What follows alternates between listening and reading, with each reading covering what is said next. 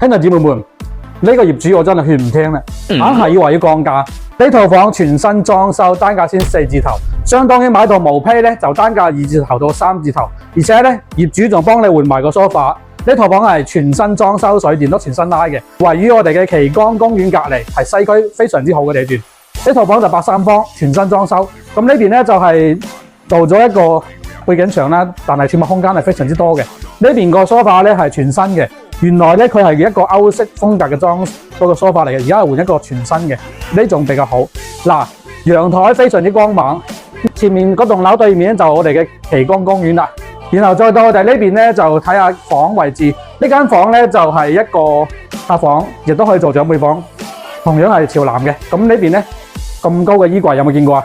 好大啊，可以放嘢非常之多，而且佢配置嘅床咧都有成2米嘅床，質量非常之好嘅，唔係你哋講嘅咩串房嗰啲冇得比嘅。嗱，呢度咧做咗一面牆咧，做咗個鞋櫃，都係好注重收納空間嘅，而且呢戶咧係一梯一戶啊，係低樓層嘅，而且配置係好靚嘅門，密碼鎖啊。然後咧呢度咧就我哋嘅第2間房，呢間房咧佢都係配置2米床啊，成間屋係南北對流。呢度仲有一個衛生間，都乾濕分離嘅啦。基本上咧呢間屋無可挑剔啊，價錢又平啦，地段又好啦，裝修又新啦。嗱，呢個係我哋嘅公共衛生間。出到嚟咧，嗱，如果你話要吐槽咧，只有呢個，因為呢張台咧，我係覺得佢配得有啲大嘅。咁咧，再睇下我哋廚房位置。廚房咧，我聽業主講咧，佢花咗好多錢去做個廚房個櫥櫃，同埋嗰啲3件套嚇。後邊咧仲有一個陽台咧，雖然冇景睇，但係喺呢度都係一個私人空間，係咪先？所以佢呢個8三方基本上咧係100%嘅使用率㗎啦。